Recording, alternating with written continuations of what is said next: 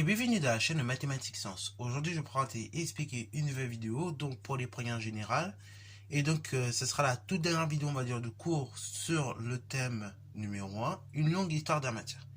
Ici, donc, on va évoquer une structure un peu plus complexe. Jusque-là, on a vu des structures, on va dire, globalement simples, ok? C'est-à-dire, globalement, pas trop compliquées en termes d'organisation. On a vu les éléments chimiques, donc, on a vu tous les éléments, pourquoi il y avait tel ou tel élément, et comment il s'était formé, et donc on avait essayé d'expliquer la radioactivité et ses applications. On a vu également les éléments chimiques, donc sous forme de cristaux, avec une organisation en mailles, notamment dans des mailles cubiques. Là, on va s'intéresser à la matière, mais cette fois-ci dans un état un peu plus complexe, dans une structure un peu plus complexe. Cette structure, d'ailleurs, elle nous compose. Elle nous compose, nous, ainsi que tous les êtres vivants. Et oui, on va parler de la cellule vivante. Structure un petit peu plus complexe. Donc, si autant les études sur les atomes, la matière à l'échelle microscopique, les ions, l'électricité remontent de l'Antiquité, ok? Et bah, l'étude des bactéries, l'étude du microscope ainsi que des êtres vivants à plus petite échelle, et bah, elle ne remonte pas si vieille que ça. En effet, et bah, l'étude de ces sujets-là, donc de la microbiologie ainsi que de la cellule, ne remonte en fait qu'à partir du XVIIe siècle. Donc autrement dit, c'est la Renaissance, l'époque moderne d'un point de vue historique. Ok? Alors donc, justement, maintenant, quand on a fait cette petite introduction, on va essayer de comprendre, dans un premier temps, un petit peu toute l'histoire au niveau de la cellule. Qu'est-ce qui fait que la cellule, finalement, c'est quelque chose, ça passe de quelque chose qui était inconnu au grand monde, à quelque chose aujourd'hui qu'on connaît plutôt bien, dans le sens où on sait que tous les êtres vivants, globalement, sont composés de cellules. Ok? Alors, donc c'est parti mon kiki, petite histoire autour de la cellule. Donc, premièrement, il faut savoir que les microscopes, ce sont les outils qui permettent d'observer les cellules, ok? Alors, donc ces microscopes, bah, il faut savoir qu'au niveau de ces microscopes-là, et bah, ça n'a pas toujours été comme aujourd'hui. Aujourd'hui, on a des microscopes qui peuvent zoomer 500 fois, 600 fois, autant de fois que l'on veut. Avant, c'était pas ça, hein. Les microscopes, et bah, c'est parti de la lunette astronomique, ok? Et le principe, c'était quoi? C'était en fait, et bah, alors, il y a eu deux principes. C'était surtout avec des lentilles convergentes, en fait. Et après, on voulait en superposer plusieurs. Ok? On s'est dit, on va superposer plusieurs lentilles convergentes et on va voir ce que ça fait. On s'est rendu compte que ça grossissait les objets, donc à 10 à 30 fois.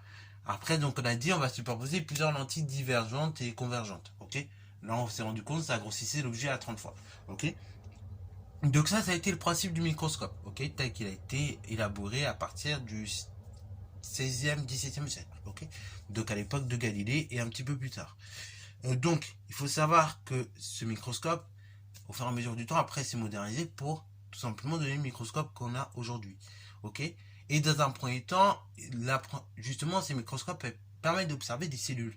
Et la première cellule en réalité qui a été observée, et bah, elle date de 1667 avec notre scientifique qui se nomme Hooke. Ce scientifique qui se nomme Hooke a observé donc ici du liège, ok?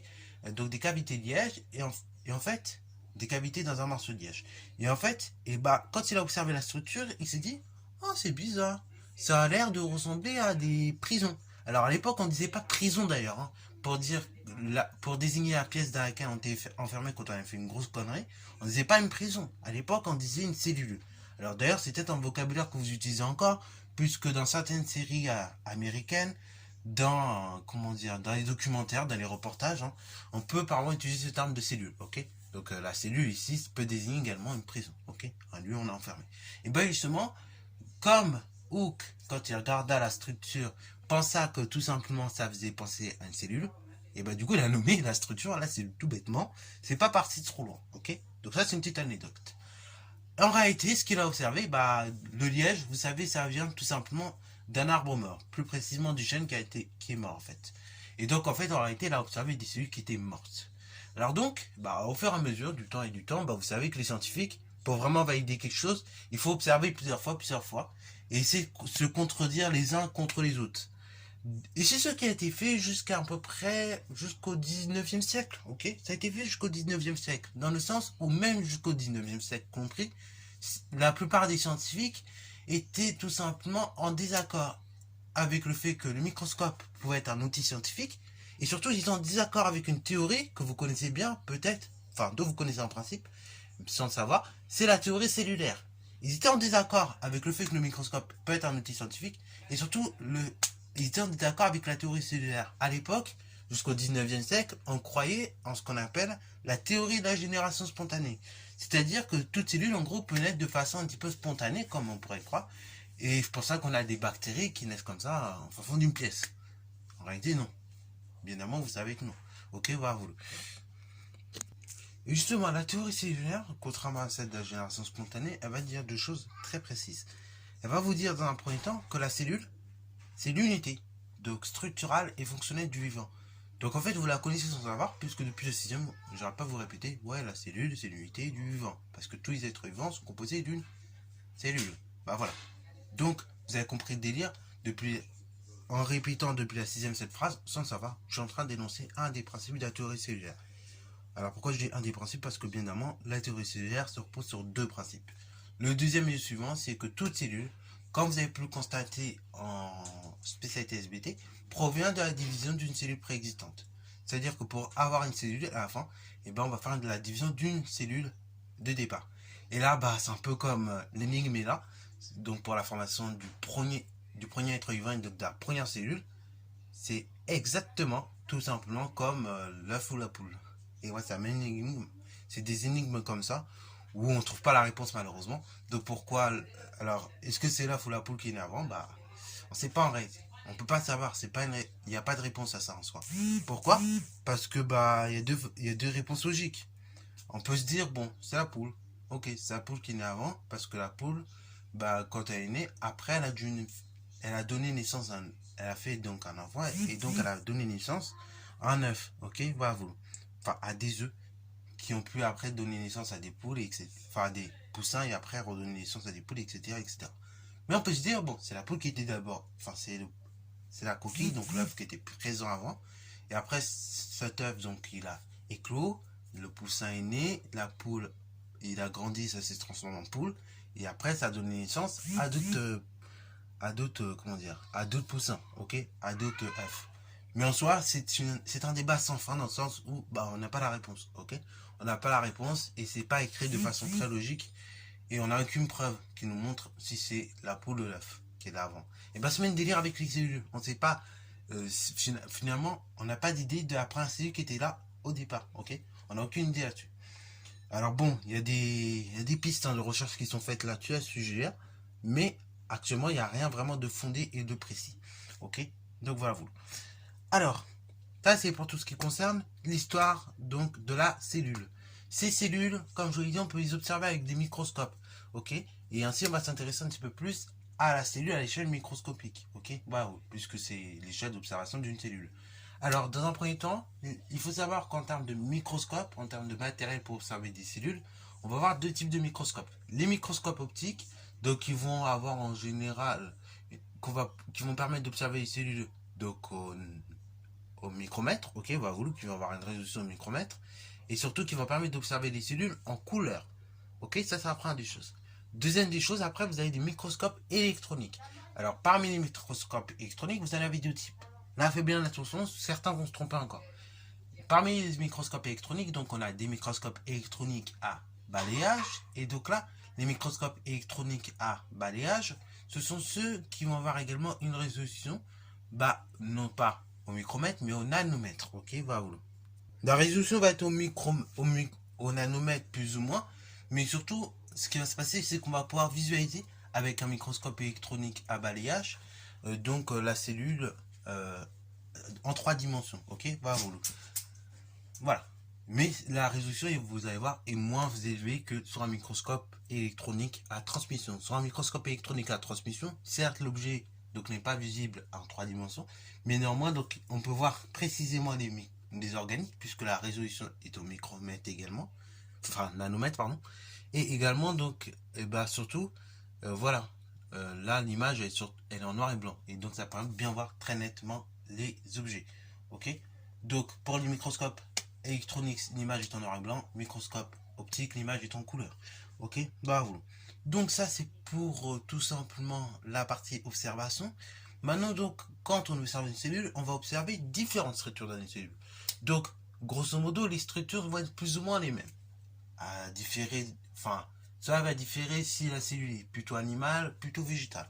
Donc, on va retrouver plus ou moins les mêmes structures. C'est-à-dire que dans les cellules animales et végétales, déjà, on va retrouver une membrane qui va entourer la cellule, ok, qui va séparer deux milieux, un milieu extérieur à la cellule, milieu, donc tout simplement extérieur, oui, ok, extracellulaire, et un milieu intérieur de la cellule, donc un cytoplasme.